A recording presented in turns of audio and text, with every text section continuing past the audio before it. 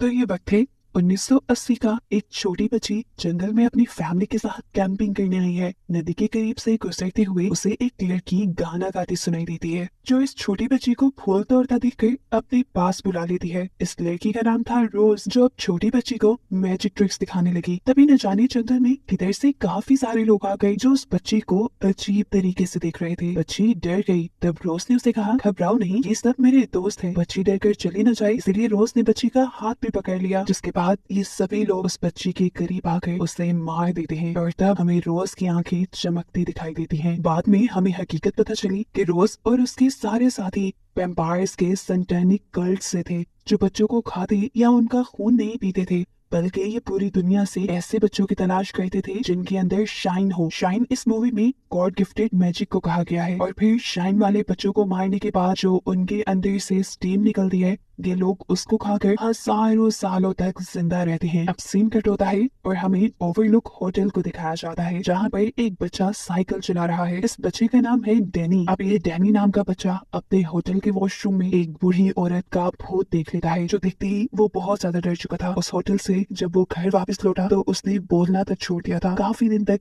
यही मामला चलता रहा। अब तो उसकी मॉम भी उसके लिए काफी परेशान रहने लगी थी। अब एक दिन उसी के शहर में उसे ओवरलुक होटल में दिखने वाली एक स्टॉल मिलने के लिए आती है, जिसे डैनी इसलिए देख पा रहा था क्योंकि उसके अंदर भी शाइन थी, मैजिकल पावर्स थी। ये सोल उसे बताती है कि जब मैं छोटा था तो मेरे अंदर भी शाइन थी, लेकिन उसकी शाइन डैनी से कई ज्यादा गुना कम थी। इसी वजह से जब वो ओवरलुक होटल के अंदर गया तो उसे कुछ नहीं हुआ, लेकिन जब डैनी ओवरलुक होटल के अंदर गया तो वहां पे मौजूद सभी सोल्स जाग गईं, क्योंकि वो सारी सोल्स शाइन की भूखी थी और डैनी को मार कर डैनी की शाइन लेना चाहती थी। इसलिए वो अब तक डैनी के पीछे पड़ी हुई है। ये सोल डैनी को अब कुछ बताने आई है। वो डैनी को एक बॉक्स देता है और कहता है, देखो ये एक मैजिक ट्रिक है जो मुझे मेरी ग्रैंडमा ने सिखाई थी। इसके जरिए तुम उन सारी सोल्स को कैद कर दोगे जो तुम्हारे पीछे पड़ी हुई है, वो भी इस बॉक्स में। डैनी सवाल करता है, इतनी सारी सोल्स को इस बॉक्स में? जवाब में वो कहता है, ये बॉक्स असल में तुम अपने माइंड में क्रिएट करोगे और उनके अंदर उन सभी सोल्स को कैद करोगे। अब इस सोल के बात मानते हुए डैनी अपने घर के वॉशरूम में जाता है, जहाँ पर उसे वो बुढ़ी सोल दिखाई देने लग गई थी। वहां जाकर वो अपने माइंड में एक बॉक्स क्रिएट करते हुए उस सोल को कैद कर देता है, जिसके बाद वो अपने आप को काफी रिलैक्स फील कर रहा था और इस चीज से उसकी मॉम भी खुश थी। अब यही से सीन कट होकर 31 साल बाद का सीन दिखाया जाता है, जहाँ डैनी अब बड़ा हो चुका है और उसकी मॉम मर चुकी है। डैनी की लाइफ बिल्कुल बकवास थी। वो अल्कोहल एडिक्ट बन चुका था और इसी एडिक्शन के अंदर वो एक आदमी से लड़ भी जाता है। ये देखकर एक लड़की उससे काफी इम्प्रेस होती है और उसे अपने घर ले जाती है। सुबह में अब जब डैनी उसके साथ उठता है तो उसने देखा कि उसके वॉलेट में पैसे नहीं थे, इसलिए उसने लड़की के वॉलेट से पैसे चुरा लिए और तब उसके पास मौजूद सोल ने उसे कहा, ये तुम गलत कर रही हो, लेकिन डैनी ने उसकी बात पे ध्यान नहीं दिया। सीन कट होकर एक थिएटर के अंदर हमें एंडी नामी लड़की से मिलवाया जाता है, जिसके अंदर भी शाइन थी और वो अपने शाइन के जरिए किसी को भी हिप्नोटाइज कर सकती। वो थिएटर के अंदर कई लोगों को हिप्नोटाइज करके बेहोश कर देती है और फिर उनके वॉलेट से पैसे चुरा कर भाग जाती है। ये काम करते हुए रोज की नजर उसके ऊपर पड़ गई और उसने सोचा क्यों न इस लड़की को अपने कल्ट का मेंबर बना लिया जाए, जिससे बच्चे किडनैप करने में इन्हें आसानी होगी। अब रोज किसी तरह एंडी से मिलती है और उसे अपना कल्ट ज्वाइन करने की इन्विटेशन देती है, लेकिन एंडी उनका कल्ट क्यों ज्वाइन करती और उनके साथ बच्चे किडनैप करने का काम क्यों करती? तब रोज उसे समझाती है, देखो हम वैम्पायर्स हैं और हम शाइन वाले बच्चों की स्टीम पे जिंदा रहते हैं, थोड़े बहुत नहीं बल्कि हजारों साल। ये सुनकर एंडी इम्प्रेस हो जाती है और उनका कल्ट ज्वाइन कर लेती है। शाम होने पर ये सारे वैम्पायर एंडी को अपने कल्ट में शामिल करने के लिए कुछ रिचुअल करते हैं, जिसकी वजह से एंडी को बहुत दर्द हो रहा था। इसके बाद एंडी को शाइन सुखाई जाती है, जो कि उसी बच्चे की थी जिसे मूवी के स्टार्ट में इन सब ने मारा था। और उसके बाद फाइनली एंडी इनके कल्ट का हिस्सा बन जाती है, यानी एक शाइन खाने वाली वैम्पायर बन जाती है। अब सीन कट होकर हमें एक छोटी बच्ची एब्रा को दिखाया जाता है। आज उसका बर्थडे है और बहुत सारे लोग उसके बर्थडे पे आए हैं। उसके डैड ने एक मैजिशियन भी बुलवाया है उसके बर्थडे के लिए। मैजिशियन जब काफी सारे मैजिक ट्रिक्स दिखाता है, मैजिशियन की मैजिक ट्रिक से इम्प्रेस होकर एब्रा घर जाकर अपने पेरेंट्स को अपनी मैजिक ट्रिक सिखाती है। उसने अपने माइंड से सारी स्पून्स को कंट्रोल करते हुए छत पे लटका दिया था और फिर उन्हें नीचे भी गिरा दिया और ये मैजिक करने की वजह से उसके मॉम डैड बहुत ही ज्यादा डर गए। साथ ही साथ उसके इस मैजिक करने से उसे डैनी और रोज दोनों ने ही सेंस कर लिया था, यानी दोनों को ही अपने करीब किसी शाइन वाले इंसान के होने का पता चला था। खैर अब डैनी अपनी लाइफ बेहतर करना चाहता था, इसीलिए वो दूसरे शहर आकर एक बिली नामी इंसान से मिलता है, जो उसे एक घर और एक जॉब दिलवाने में मदद करता है। वो यहाँ पर अल्कोहल भी छोड़ना चाहता था, इसके लिए उसने रिहेबिलिटेशन सेंटर भी ज्वाइन किया था। अब रात में जब वो सोने ही वाला था तो उससे एक लड़की और उसके बच्चे का भूत मिलने आए, जिसे देखकर वो बुरी तरह डर गया, क्योंकि अभी पिछली ही रात तो वो इस लड़की के साथ था। ये लड़की उसे बताती है कि रात में ड्रग ओवरडोज करने की वजह से वो मर गई और उसका बच्चा भूख की वजह से मारा गया। इन दोनों के मरने के बारे में अभी तक किसी को खबर भी नहीं है और इन दोनों की लाश अभी तक बेड पे पड़ी है। ये जानकर डैनी को सदमा लगता है। इसी सदमे को कम करने के लिए वो दोबारा अल्कोहल पीना चाहता था, लेकिन फिर वो नहीं करता। फिर अगले दिन हम डैनी को रिहेबिलिटेशन सेंटर में देखते हैं, जहाँ की एक सेल में उसे जॉब भी मिली थी। यहाँ पर ऐसे लोगों को रखा जाता था जो किसी बीमारी की वजह से बिल्कुल मरने के करीब होते थे। यहीं पर डैनी एक बूढ़े आदमी से मिलता है जो मरने के बहुत करीब था, लेकिन उसे मरने से डर लग रहा था। इसलिए डैनी उसके पास जाता है और अपनी शाइन की पावर से उसे उसकी जिंदगी की अच्छी मेमोरीज दिखाता है और ऐसे उसकी मौत उसके लिए आसान बन जाती है।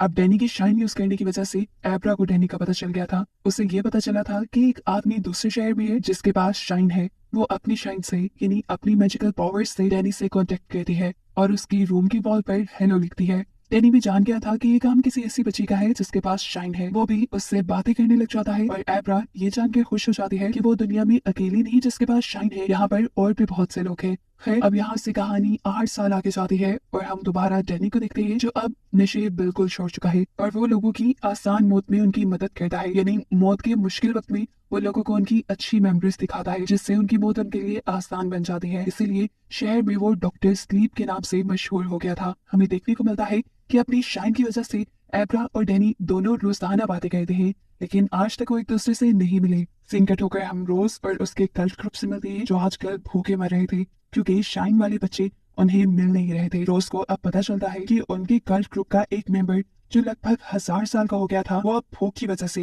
या ये कह लें कि शाइन ना मिलने की वजह से मरने वाला है। उसे बचाने के लिए रोज अब अपना थर्मस खोलती है जिसमें उसने काफी शाइन इकट्ठी की हुई थी जो सुखाकर वो उस आदमी की जान बचाती है। जहाँ रोज का ही एक साथी एक और शाइन वाले बच्चे को आखिर ढूंढ ही लेता है, जिस बच्चे को ये लोग एंडी की मदद से हिप्नोटाइज करके किडनैप कर लेते हैं। ये लोग उसे एक करीबी पार्क में ले आते हैं और जमीन पे बांध कर रोज उसे टॉर्चर करना शुरू कर देती है और उससे निकलने वाली शाइन के ऊपर ये सभी लोग टूट पड़ते हैं। उसके दुख, टॉर्चर और दर्द को दूर बैठी एब्रा सेंस कर लेती है और बहुत ज्यादा चिल्लाती है। उस बच्चे के मरने की वजह से एब्रा को बहुत ज्यादा सदमा लगा था। वो ये बात डैनी को भी दीवार पे लिखकर बता देती है कि एक मर्डर हुआ है। ये सभी वैम्पायर अब उस बच्चे की स्टीम लेने के बाद उसे दफना देते हैं और अब रोज अपने पूरे कल्ट को बताती है कि किसी ने उनको सेंस कर लिया है, कोई उनको जान गया है, किसी को पता चल गया है कि उन्होंने मर्डर किया है। और जिस बच्चे को ये बात पता चली है उसकी शाइन किसी आम इंसान से 1000 गुना ज्यादा है और अगर हम उसे पकड़ कर मार देते हैं तो हम उस बच्चे की शाइन से 10 साल तक जिंदा रह सकते हैं, वो भी बिना किसी को मारे। अब एब्रा जिसे बच्चे की मर्डर की क्यूरियोसिटी हो गई थी कि आखिर उसे किसने मारा है, वो इंटरनेट पे गुमे हुए बच्चों के बारे में इंफॉर्मेशन लेती है जहाँ पर उसे मरने वाले बच्चों का पता चल जाता है। अब वो उस बच्चे की मेमोरीज के अंदर जाती है और देख लेती है कि आखिर उसके साथ हुआ क्या था, उसका मर्डर किसने किया था। उसे अब वैम्पायर की कल्ट के बारे में पता चल चुका था। वो अभी उस बच्चे के मर्डर की और इन्वेस्टिगेशन कर रही थी कि एकदम से वो रोज के माइंड के अंदर पहुंच गई। रोज जो इस टाइम एक ग्रोसरी शॉप में थी, वो भी अपने माइंड के अंदर एब्रा को देख चुकी थी। वो उसकी शक्ल देखने के लिए एक शीशे के पास जाती है। उसे देखते हुए वो उसे कंट्रोल करने ही वाली थी कि एब्रा ने फौरन रोज के साथ अपना कनेक्शन तोड़ दिया और इतनी अचानक से कनेक्शन टूटने पर रोज अपने आप को संभाल नहीं पाती और तोड़ जाकर कहती है। रोज फौरन अपने साथी को जाकर बताती है कि हमने जितना सोचा था उस लड़की के पास उससे कहीं ज्यादा ताकत है, क्योंकि वो रोज के माइंड के अंदर से चली गई थी। अब एब्रा को उस बच्चे के मर्डर को इन्वेस्टिगेट करना था। उसे पता था कि इसमें उसकी मदद डैनी ही कर सकता है, इसीलिए वो अगले दिन स्कूल नहीं जाती बल्कि डैनी से मिलने के लिए जाती है। डैनी भी उससे मिलकर खुश होता है और उसे बताता है जिसे एब्रा मैजिक समझ रही है उसे शाइन कहते हैं। यहाँ पर एब्रा डैनी को उस वैम्पायर कल्ट के बारे में बताती है जिसने उस बच्चे का मर्डर किया था। असल में एब्रा चाहती थी कि ये दोनों मिलकर उस बच्चे की डेड बॉडी को बाहर निकालें, जिसके बाद उस वैम्पायर कल्ट को उनके किए की सजा मिले। लेकिन डैनी इस सारे पंगे में नहीं पड़ना चाहता। वो एब्रा को भी यही मशवरा देता है कि तुम्हें भी अपनी शाइन को यूज करना बंद कर देना चाहिए, वरना वो कल्ट तुम्हें भी सेंस करके तुम्हें भी मार डालेगा। फिर इनकी मीटिंग यही खत्म होती है और रात होने पर अब डैनी से मिलने वही सोल आती है जो बार बार आया करती थी। वो डैनी से कहती है तुम्हें एब्रा की मदद करनी चाहिए, वरना वो कल्ट एब्रा को ढूंढ कर उसे मार देंगे। और रही बात मेरी, मैं अब हमेशा के लिए अपनी सोल्स की दुनिया में जा रहा हूँ, आइंदा मैं तुमसे कभी मिलने नहीं आऊंगा। ये सुनकर डैनी को थोड़ा दुख हुआ था, लेकिन अब उसने फैसला कर लिया था एब्रा की मदद करने का। सीन कट होकर अब हमें दिखाया जाता है कि वैम्पायर रोज अपनी बॉडी से अपनी सोल को अलग कर लेती है और फिर आसमानों में उड़ते हुए एब्रा की शाइन पावर को सेंस करते हुए उसके घर में घुस आती है। उसकी मेमोरीज में जाकर उसे कंट्रोल करके उसे मारना चाहती थी, लेकिन एब्रा तो उसके आने के बारे में पहले से ही जानती थी, इसलिए एब्रा ने उसके लिए एक जाल बिछाया हुआ था। जैसे रोज उसकी मेमोरीज के अंदर जाती है, एब्रा उसके हाथ को पकड़ लेती है, जिससे रोज को बहुत ज्यादा दर्द होता है और वो बिना यहाँ कुछ भी किए फौरन यहाँ से भाग जाती है। यहाँ आने पर उसे पता चलता है कि अब उसके कल के कोर मेंबर जो कि काफी बूढ़े हो चुके थे वो मर रहे हैं, क्योंकि इनके पास टीम बची ही नहीं। एंडी से पूछती है ये क्या हो रहा है, तुमने तो कहा था कि हम लोग मरते नहीं है। तब रोज बताती है ऐसा नहीं था, मैंने तुम्हें ये बताया था कि हम लोग जितनी ज्यादा स्टीम लेते हैं उतना ज्यादा जिंदा रहते हैं। इन्हीं की बातों के दौरान ये देखते हैं कि इनके ग्रैंडपा मारे जाते हैं और रोज और उसके सारे साथी उनकी बॉडी से निकलने वाली स्टीम को खा जाते हैं। यहाँ पर रोज का साथी उसे बताता है कि हम एब्रा को ढूंढने के लिए जा रहे हैं, लेकिन हम तुम्हें साथ नहीं ले जा सकते क्योंकि वो तुम्हारी माइंड को कंट्रोल कर सकती है और फिर हमारा प्लान भी जान सकती है। जहाँ अब एब्रा भी अपनी शाइन के जरिए डैनी से कांटेक्ट करती है और उससे बताती है कि उसने रोज के माइंड को काबू कर लिया था, जिससे उसे ये पता चला है कि ये लोग किसी भी वक्त एब्रा को पकड़ने के लिए आ रहे हैं। और ये बात जानते ही डैनी फौरन उसकी मदद को आने का डिसाइड करता है। डैनी अभी अपने दोस्त के साथ रास्ते में ही था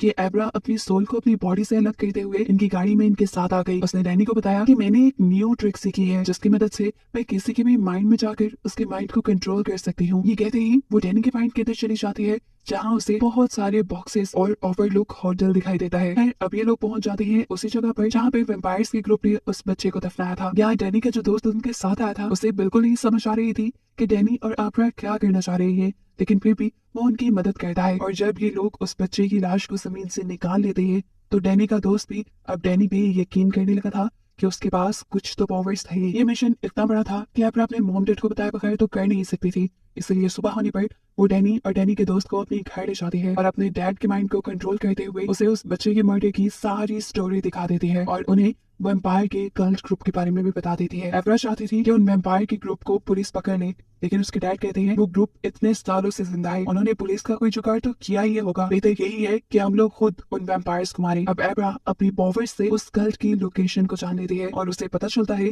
कि वो लोग एब्रा को ही पकड़ने के लिए आ रहे थे। अब यहाँ डैनी उन सबको धोखा देने का प्लान बनाता है। ये तीनों लड़की एब्रा को लेकर एक जंगल में आ जाती है और एब्रा की पावर्स को सेंस करते हुए ये पूरा कल्ट ग्रुप भी उसी जंगल में आ जाता है। यहाँ आते ही इस कल्ट को एब्रा सामने बैठी हुई दिखाई दी। एब्रा को रिलैक्स करने के लिए एंडी ने अपनी हिप्नोटाइजेशन पावर का इस्तेमाल किया और फिर उसके पास आकर उसे बेहोशी का इंजेक्शन लगा दिया, लेकिन तब ट्विस्ट ये निकला कि उसने इंजेक्शन एब्रा को नहीं बल्कि उसके एक छोटे से डैडी को लगाया था। और ये सब जो कल्ट ग्रुप देख रहे थे ये सारा एब्रा का मैजिक था। उसने अपने मैजिक के जरिए यहाँ उन्हें कुछ और दिखाया। एब्रा असल में यहाँ थी नहीं, एब्रा इस टाइम अपने घर पे थी और हमें देखने को मिला कि वहाँ पे भी एक वैम्पायर पहुंच गया है जो एब्रा की इस चाल को जान गया था। इसलिए उसने अपने पूरे कल्ट ग्रुप को वहीं भेजा जहां एब्रा ने जाल बिछाया हुआ था और खुद वो एब्रा को पकड़ने आ गया उसके घर पर। यहाँ जंगल में डैनी एब्रा के डैड और डैनी का दोस्त था जो एक एक करके शूट करते हुए इन वैम्पायर के ग्रुप को मारना शुरू कर देते हैं। दोनों तरफ से गोलीबारी शुरू हो जाती है जिसमें ज्यादा वैम्पायर ही मारे जा रहे थे। यहाँ अब एब्रा के डैड और डैनी के दोस्त की गोलियां खत्म हो गई थी, सिर्फ डैनी की ही बंदूक में गोली थी और जिंदा भी सिर्फ एक एंडी ही बची थी। डैनी जैसे ही एंडी को मारने के लिए बंदूक उठाता है डैनी उसे हिप्नोटाइज करते हुए सुला देती है और इससे पहले कि वो डैनी को ही मार देती एब्रा अपनी पावर्स का यूज करते हुए डैनी को जगा देती है। अभी डैनी पूरी तरह उठा नहीं था कि एकदम से उन्हें गोली चलने की आवाज सुनाई थी और गोली लगते ही एंडी को देखने में पता चला कि ये डैनी के दोस्त ने मारी थी और मरने से पहले गुस्से में एंडी अपनी पावर्स का यूज करते हुए उस आदमी को ये कमांड दी गई कि तुम अपने आप को गोली मार लो। ये आदमी जो हिप्नोटाइज हुआ था एंडी की बात मानते हुए वो अपने आप को शूट कर देता है और यही मारा जाता है। सीन कट होकर अब एब्रा के घर का सीन दिखाया जाता है जहाँ पर इन वैम्पायर्स का एक मेंबर एब्रा को बेहोश करके यहाँ से ले जा रहा है। हालांकि वक्त पे एब्रा के डैड उसे आगे रोकने की कोशिश भी करते हैं लेकिन सब कुछ बेकार। एब्रा को जब होश आया तो उसे कार में बिठाया हुआ था और सीट बेल्ट से बांधा गया था। उसे ड्रग की ओवरडोज दी गई थी जिसकी वजह से वो होश में भी नहीं आ रही थी और ना ही अपनी पावर्स का यूज कर पा रही थी। यहाँ जब डैनी को एब्रा के किडनैप होने का पता चलता है तो वो बहुत ज्यादा अपसेट हो चुका था। इसी अपसेटमेंट के साथ वो अब काफी सालों बाद दोबारा अल्कोहल पीने का फैसला करता है, लेकिन इस मरतबा भी वो अपने आप पे कंट्रोल कर गया था और फिर उसने एब्रा को ढूंढने के लिए अपनी शाइन का इस्तेमाल किया और एब्रा को ढूंढ भी लिया। वो अपनी शाइन के जरिए एब्रा की बॉडी के अंदर चला जाता है और फिर अपने साथ बैठे हुए ड्राइवर के माइंड को कंट्रोल करते हुए उनकी गाड़ी का एक्सीडेंट करवा देता है, जिसकी वजह से वो आदमी गाड़ी से बाहर निकलकर बहुत बुरी तरह मर चुका था। ऐसे ये सारे के सारे वैम्पायर्स तकरीबन मारे जा चुके थे सिवाय रोज के, जिन्हें ये लोग इस मिशन में नहीं लाए थे। अब रोज अपने आप को ताकतवर बनाने के लिए अपनी थर्मस में स्टोर की हुई सारी की सारी स्टीम ले लेती है, जिसके बाद वो एब्रा और डैनी से बदला लेने का फैसला करती है। डैनी एब्रा को बताता है कि रोज अब बहुत ज्यादा ताकतवर हो गई है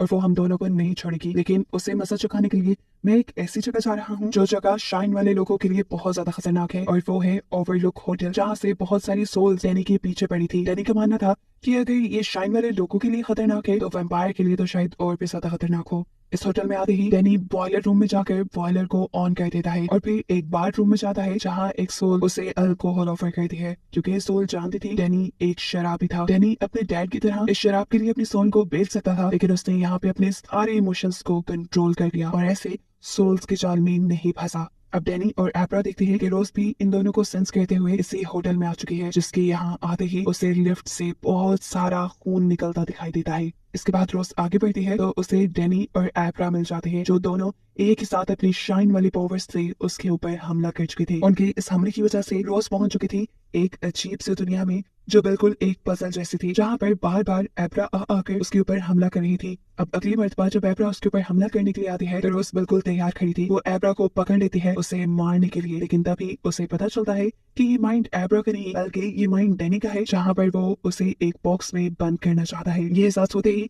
रोज फौरन डैनी के माइंड से बाहर निकल आती है, जिसके बाद अब वो डैनी और एब्रा के सामने थी। एब्रा उसे देखते ही भाग जाती है, जबकि यहाँ रोज डैनी को अपनी कल्ट में शामिल होने की ऑफर देती है, लेकिन डैनी जैसे ही इनकार करता है और उसके ऊपर हमला करने वाला होता है, वैसे ही रोज उसके हाथ से उसकी एक्स लेकर उसी के ऊपर हमला कर देती है। इस हमले से डैनी को बहुत ज्यादा दर्द हुआ था। रोज ने उसे उठाकर सीढ़ियों से नीचे भी फेंक दिया था। दर्द की वजह से उसके अंदर से उसकी शाइन निकलने लगी थी, जिसे रोज अब अपने अंदर ले रही थी। अब यहाँ पर रोज डैनी को मारने के लिए उसके माइंड के अंदर चली जाती है, जहाँ डैनी फौरन अपने माइंड के अंदर मौजूद सारे बॉक्सेस खोल देता है, जिसमें उसने ओवरलुक होटल के सभी सोल्स को रखा हुआ था। वो सोल्स जो कई सालों से डैनी के माइंड में मौजूद बॉक्सेस में बंद थी, काफी भूखी थी। वो वहां से बाहर निकलते ही किसी भूखे शेर की तरह एक वैम्पायर यानी इस रोज के ऊपर हमला कर देती है और उसे बुरी तरह मार कर खा जाती है, जिसके बाद ये सारी सोल्स मिलकर डैनी को भी अपनी कंट्रोल में कर चुकी थी। वो उसे प्रोसेस कर लेती है और फिर डैनी अपने साथी यानी एब्रा को मारने के लिए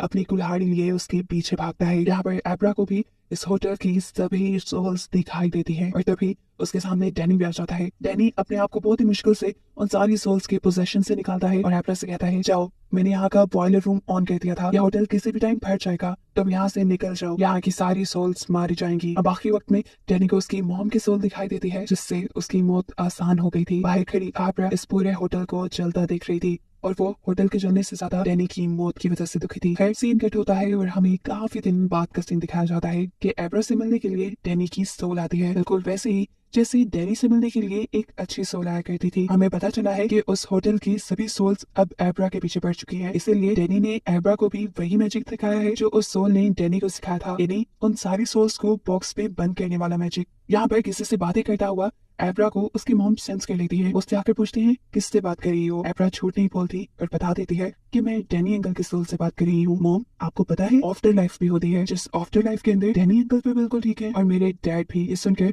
उसकी मॉम को भी अच्छा लगा था, जिसके बाद अब एब्रा वॉशरूम में गई थी उस बुरी सोल को कैद करने के लिए, जिसे मूवी के स्टार्ट में डैनी ने बॉक्स में कैद किया था। और बस यही दिखाते हुए ये कहानी यहाँ खत्म हो जाती है।